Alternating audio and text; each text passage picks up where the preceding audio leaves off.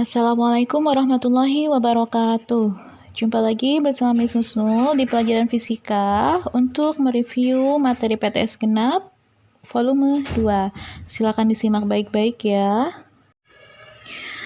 Baik, kali ini kita akan membahas kembali tentang soal pembahasan pada persiapan PTS genap yang videonya sudah di-share pada minggu yang lalu.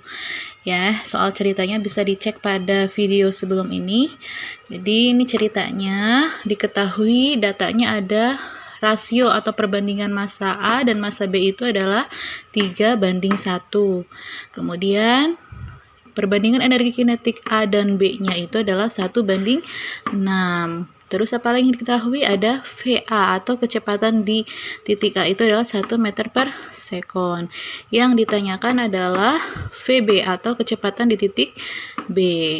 Oke, cara menjawabnya untuk soal cerita ini adalah kamu cari tahu dulu EKA atau energi kinetik di titik A dengan rumus energi kinetik yaitu setengah mv kuadrat untuk yang titik A. Masanya A, kecepatannya A. Bisa dilihat ya, masanya itu 3, VA-nya adalah 1. Setelah dihitung, hasilnya adalah 3/2.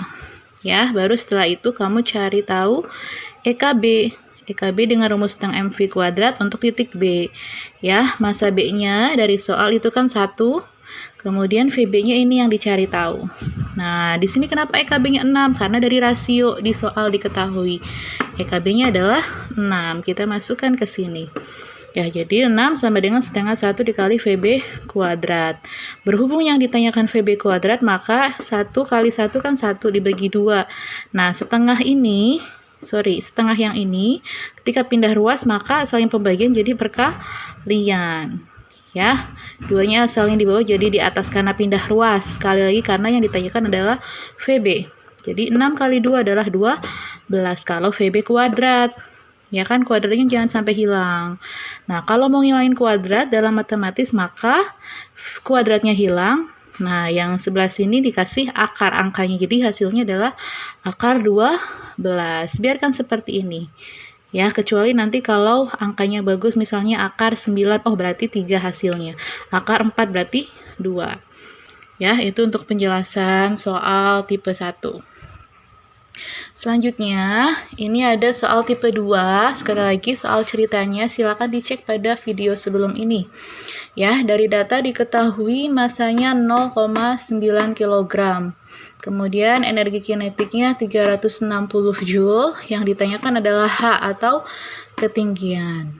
Ya, dari soal cerita ini, cara menjawabnya sebenarnya kita menggunakan hukum kekekalan energi mekanik, di mana IM1 atau energi mekanik 1 sebanding atau sama dengan energi mekanik 2. Ya, sebagaimana kita ketahui bahwa di dalam energi mekanik itu ada 2 energi. Ada energi potensial dan ada energi kinetik. Ini yang posisi 1, ini yang posisi 2. Setelah dilihat di soal, ternyata di kondisi 1 hanya ada EP dan di kondisi 2 hanya ada EK. Ya, berhubung data EP-nya belum diketahui semua, maka kita tuliskan rumusnya MGH. Ya kan, energi potensial rumusnya MGH. Nah, energi kinetik kenapa langsung 360? Karena sudah diketahui di soal. Ya, 360. Jadi kalau ditanyakan H itu kan temennya M sama G, maka MG-nya harus menopang di bawah. 360 dibagi MG. Masanya 0,9, G-nya 10. Ini ketetapan pasti 10. Jadi 360 dibagi 9 hasilnya 4 meter. Jadi ketinggian pada soal cerita ini adalah 4 meter. Oke, selanjutnya adalah soal tipe 3, di mana diketahui di soal masanya 10 kg. Kemudian energi kinetiknya 200 Joule, yang ditanyakan adalah IM atau energi mekanik. Ya, di soal cerita ini, cara menjawab yang pertama kali adalah kita analisa pakai hukum kekekalan energi mekanik, di mana IM1 sama dengan IM2. Ya, sekali lagi di dalam IM itu ada EP dan EK. Ini untuk kondisi 1, ini untuk kondisi 2. Ternyata setelah dilihat di soal, di kondisi 1 itu hanya ada isinya EP aja. Ya, karena bendanya awalnya diam tapi dalam suatu ketinggian. Yang di kondisi 2 itu hanya ada EK. Nah, EK-nya sudah tahu, jadi langsung 200 Joule. EP-nya belum ada datanya semuanya, jadi kita pasti tuliskan rumus dulu MGH.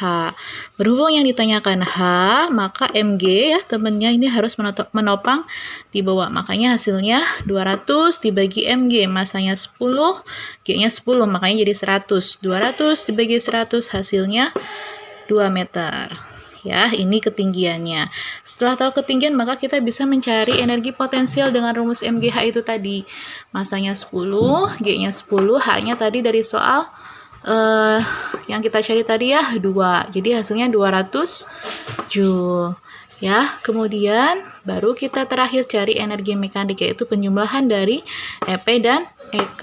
EP-nya dari kita dari cari 200, EK yang dari soal itu 200. Ya, tuh dari soal 200. Jadi hasilnya 400 Joule. Baik, ini adalah penjelasan soal tipe nomor 4 ya, dimana diketahui di soal masanya 100 kg, V-nya atau kecepatannya 10 meter per sekon, dan H-nya 5 meter. Yang ditanyakan adalah energi mekanik. Nah, ini soal mudah ya, karena cara menjawabnya hanya kamu pakai rumus energi mekanik, di mana sama dengan EP ditambah EK-nya. Berhubung EP EK-nya belum tahu, jadi kita cari tahu dulu pakai rumusnya masing-masing. EP rumusnya MGH, EK rumusnya setengah MV kuadrat. Ya, kita langsung masukin angkanya. Masanya 100, G-nya 10, H-nya 5. Ya, kemudian di sini setengah dari rumus, masanya 100 dan V-nya 10, dikuadratin ya, jangan lupa. Baru kita langsung hitung. 100 dikali 10 dikali 5 hasil 5.000. Kemudian ini 10 kuadrat kan 100. 100 kali 100, 10.000 dibagi 2, 5.000. Jadi hasilnya 10.000 Joule. Ya. Ya, itu tadi penjelasan terakhir tentang materi PTS genap kita. Semoga bermanfaat dan semoga dimudahkan nanti ujiannya ya. Thanks for watching. Wassalamualaikum warahmatullahi wabarakatuh.